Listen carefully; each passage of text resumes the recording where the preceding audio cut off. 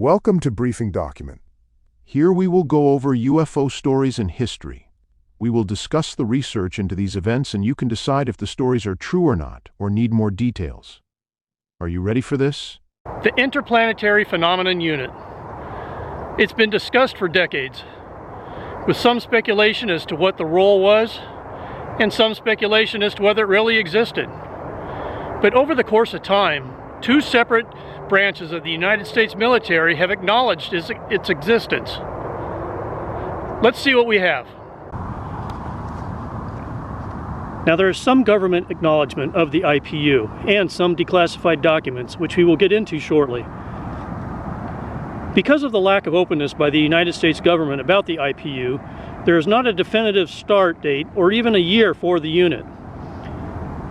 Many accounts of the unit simply say it was established by 1947, because of at least one of the documents we'll show you. But there is talk the Interplanetary Phenomenon Unit was established in 1942 as a response to the Battle of Los Angeles UFO incident, where on February 25, 1942, in the very early morning hours, Army radar detected an unknown object in the skies about 120 miles off the coast of Los Angeles. As the object got closer to the city, the military opened fire, sending approximately 1,400 rounds at the object. Citizens were frightened and the city was in blackout conditions.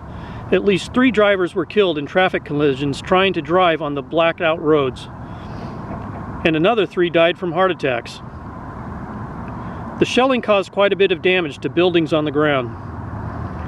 The object never wavered during the attack and it eventually disappeared. A few days later, the Secretary of the Navy, Frank Knox, admitted the whole thing was a mistake. But was it? Dr. Robert Wood and his son Ryan Wood, in their examination of the MJ-12 documents, show that there was a recovery of 2 craft that night, which caused General George Marshall to create the Interplanetary Phenomenon Unit. There are rumors that General Douglas MacArthur also helped create the IPU, and it was said that MacArthur was to have reported to General Marshall. General MacArthur reportedly had numerous UFO incidents under his command in the Pacific. In fact, General MacArthur may have alluded to his sightings and involvement with UFOs in 3 separate statements suggesting that the Earth might have to unite to fight a future war against aliens. Twice in the New York Times on October 8, 1955, and again on July 5, 1961. Then at West Point on May 12, 1962, MacArthur gave a speech where he said, and I quote, "We speak in strange terms of harnessing cosmic energy, of ultimate conflict between a united human race and the sinister forces of some other planetary galaxy."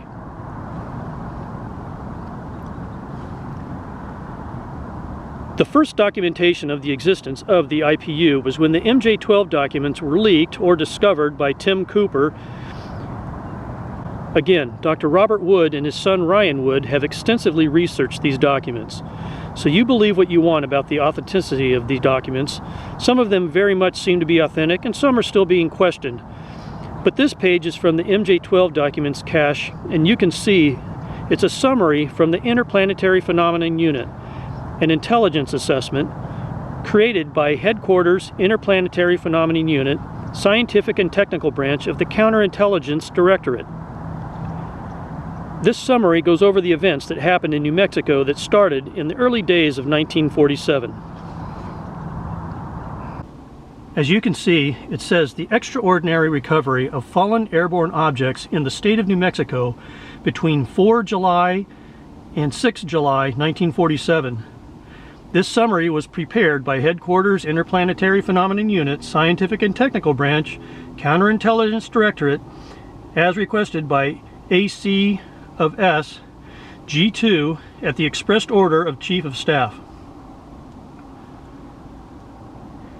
At 23:32 Mountain Standard Time, 3 July 1947, radar stations in East Texas and White Sands Proving Ground, New Mexico, tracked 2 unidentified aircraft until both dropped off radar. 2 crash sites have been located close to the White Sands Proving Ground. Site LZ-1 was located at a ranch near Corona, approximately 75 miles northwest of the town of Roswell.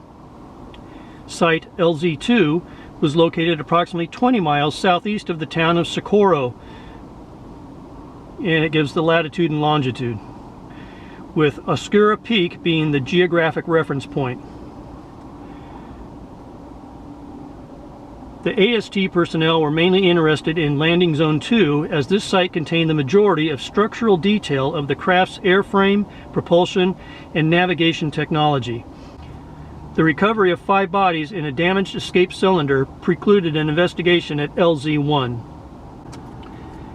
On May 8, 1984, author and researcher William Steinman wrote to the Army Directorate of Counterintelligence, since that was whom it was believed the IPU was run by. This was basically a Freedom of Information Act by Steinman. On May 16, 1984, a response was written by Lieutenant Colonel Lance R. Cornine, who acknowledged receipt of Steinman's letter on May 15, 1984. Lieutenant Colonel Cornine said, and I quote, "As you note in your letter, the so-called Interplanetary Phenomenon Unit, IPU, was disestablished, and as far as we are aware, all records, if any, were transferred to the Air Force in the late 1950s.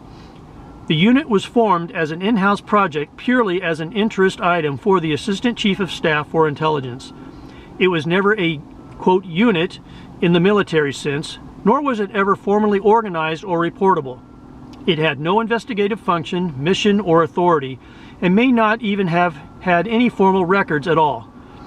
It is only through institutional memory that any recollection exists of this unit.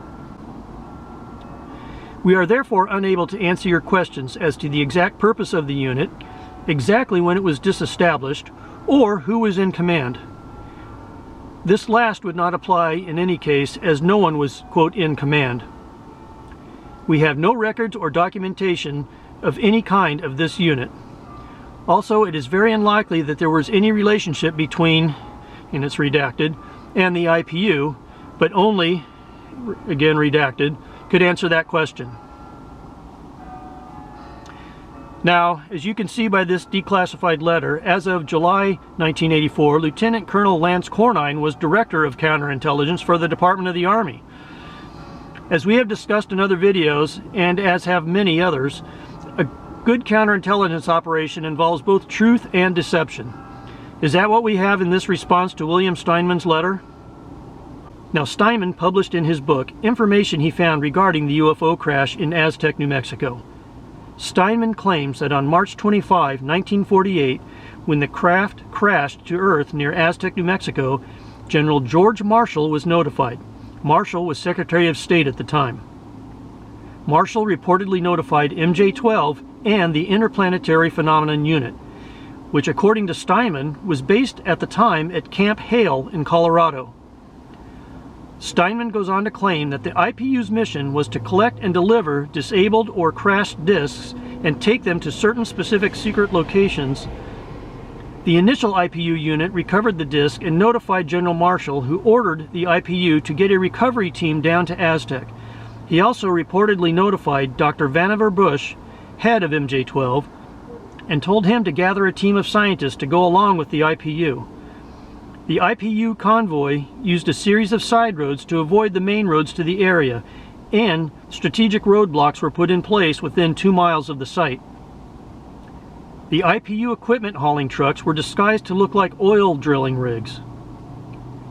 Steinman never wanted to reveal his sources for this information, so it remains speculation as to whether any or all of this is a true story.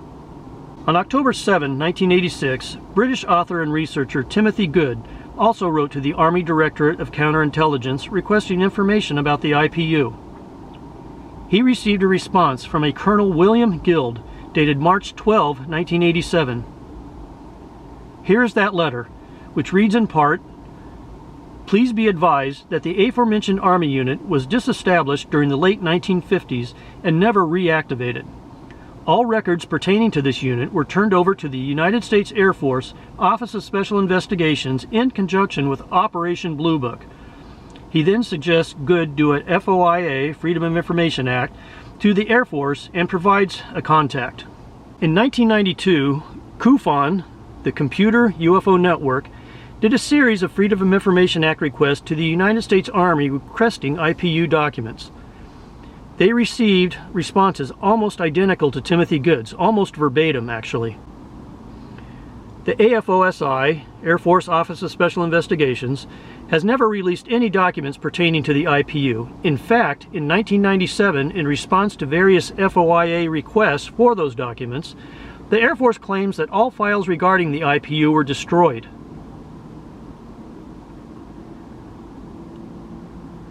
On November 13, 2024, journalist and author Michael Schellenberger testified before the United States Congress at one of the hearings on unidentified anomalous phenomena. He put into the congressional record a 214-page writing of his testimony and facts and incidents that he gathered, including items about the IPU and the lack of documents via the Freedom of Information Act. Again, we are left to suppose what the actual timeline of the IPU is without the actual files from the unit and what the actual function of that unit was. So that's all the information we could find. What do you think about this? Did it really exist? Was it the original crash recovery unit for the United States military?